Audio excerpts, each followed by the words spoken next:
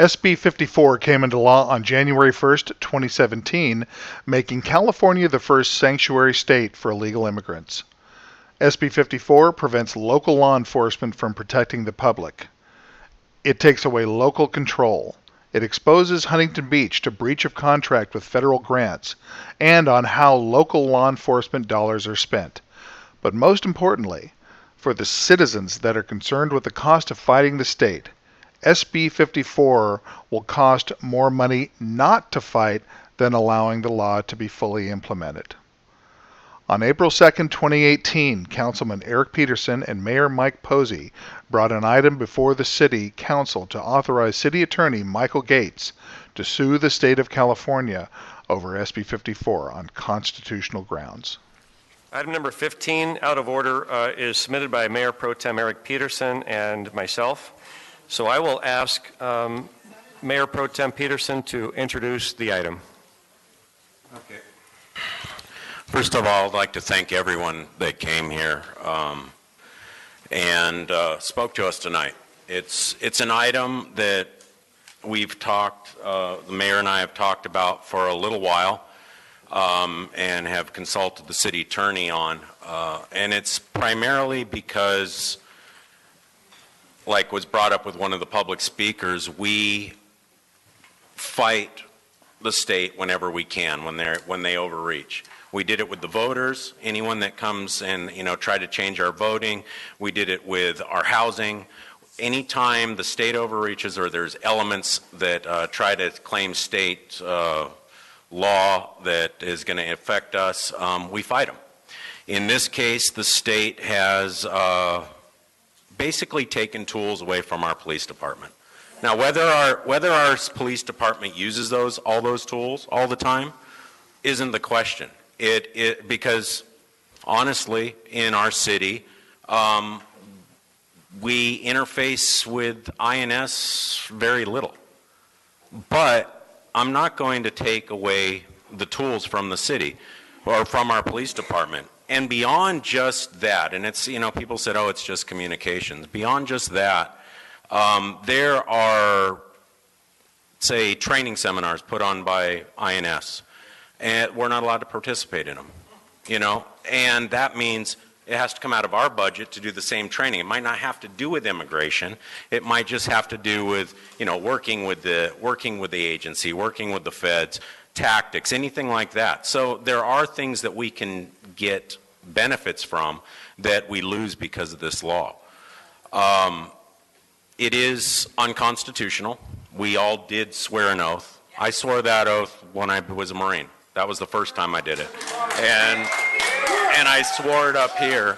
And this is, we heard all sorts of different things. And it's a little disheartening that people who claim that they're leaders within communities within our city are spreading this. I mean, this deception, because they know our police department has worked long before this law has been enacted, has worked with our Oakview community and has built that trust, and you can see by our study session how much the city gives to that. So to come out and start saying, oh, the police are going to start knocking on doors and ripping people out of their houses and all that, it's just crap.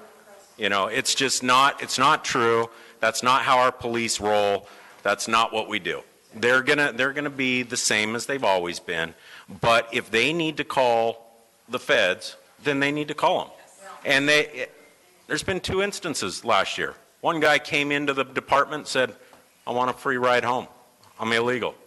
So we called ICE. The other one was on the list. We called him. We said, hey, we're releasing him. Be here. They came and got him. So we're not holding a long time. We're not doing any of that. That is the Fed's job. The only way they get the local authorities to do things is through money, because it is, as it was mentioned many times, Article 1, Section 8, it is it's an enumerated power by the federal government. It's not our job. But we can't not be able to call them when we need them. So again, it's a tool. And if you look at what is actually proposed, for one, This isn't necessarily an opt-out. I kept hearing opt-out, opt-out, opt-out. If we could just opt out of things, I would opt out of the gas tax. I would opt out of so many things. But you just can't just can't opt out of things. And creating an ordinance to say we're going to do that, we feel, and talking to the city attorney and the mayor, actually opens us up for liability. So that's why we took this approach, and when I authored it, it's to authorize the city attorney to prepare and file a lawsuit against the state attorney general challenging the legality of SB 54 on constitutional grounds to preserve our right and ability in Huntington Beach to continue to exercise local control. Additionally, we put in that if other municipalities want to join us in that the city giving him authorization to do that. So we're not opting out. We are doing this in-house. Our city attorney can address that. So we're not taking millions of dollars of resources. We're not hiring outside attorney. This is something that can be done in-house simply. We are already paying for a very good city attorney and city attorney's office. They're paid for it. It's not going to take extra. And we are doing it in a manner that we're just going after the legality of this law. If we actually, when we win this, it will invalidate the law for the whole state because it's non-constitutional. So that's what we're doing. We're not getting on a soapbox saying, hey, we're just going to opt out of this. We actually have a strategic way of doing it that I think will not open us up to any liability. And if the city attorney wanted to explain that a little, you can. If other than that, I'll let the mayor. So yeah, as you indicated, we've discussed this proposal both with the mayor and the mayor pro tem. And I've done extensive research. There is no opt-out provision for SB 54, and other cities that are passing ordinances really are setting themselves up for lawsuits to be challenged on what the challengers are going to say is an illegal local ordinance in violation of state law. So really the most compelling legal path forward is to sue the state of California. And the city suit would not be the same as the federal suit. The federal suit is based on the gravamen of their complaint is that the state is obstructing the federal efforts to enforce immigration. That's not the gravamen of the city's complaint. The gravamen of the city's complaint is that SB 54 as drafted, the way the law is written, it overreaches. It literally mandates and dictates how a local municipality can spend its money on policing and coordinating. That's a totally different battlefield. So we have a lawsuit, a draft lawsuit already prepared to fight that challenge that SB 54 is already unconstitutional. And in addition to that, we can intervene, file a complaint and intervention to intervene on the federal lawsuit. But those are two different battlefields. To say that the federal government's already suing the state of California, it's under a different set of theories. Ours would be the city suing against the state would be about local control, and that SB 54, the way it's drafted, is overreaching by its own language. And as a charter city in Huntington Beach, we have constitutional protections to prevent Sacramento from overreaching in this way. They have overreached in this way, and therefore the city has a legitimate basis to challenge the unconstitutionality of it.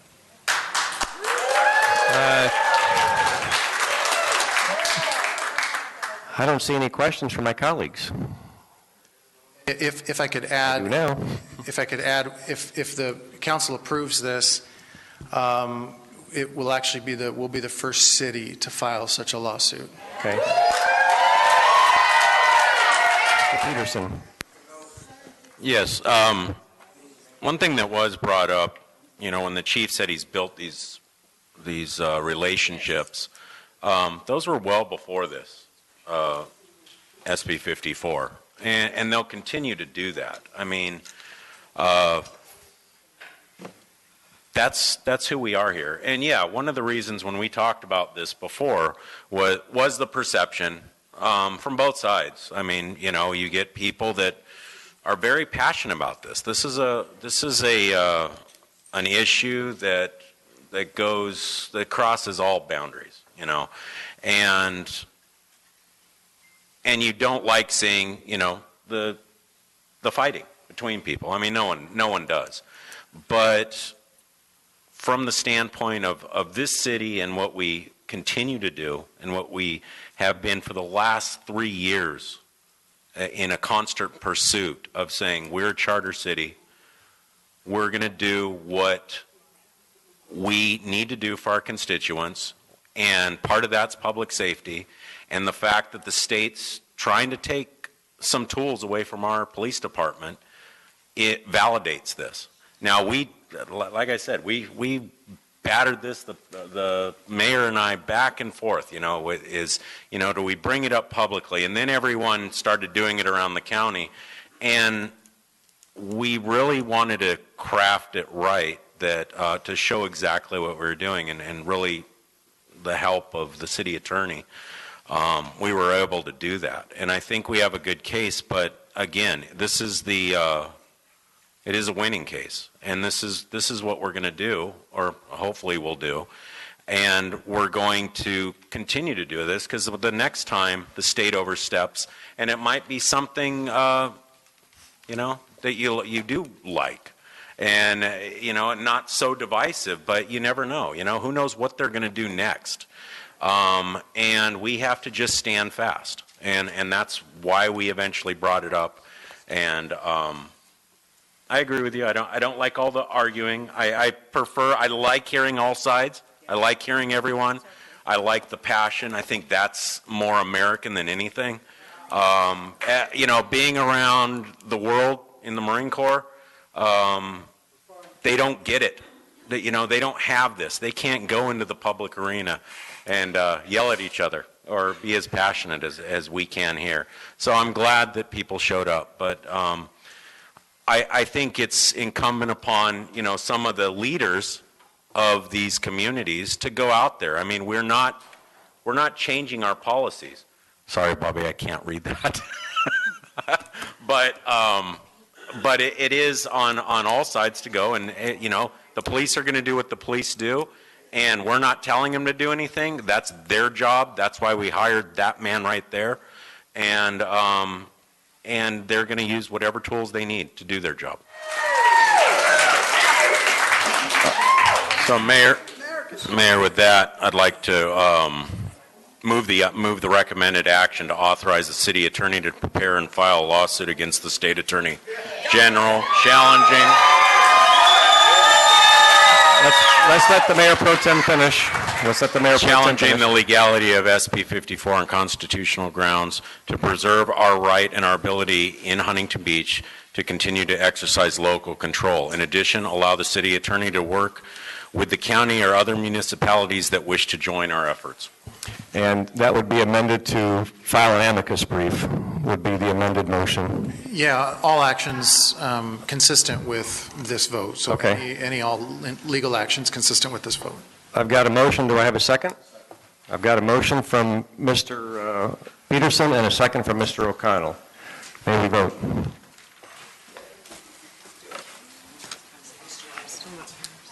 Raise your hand. All right. The motion passes 6-1.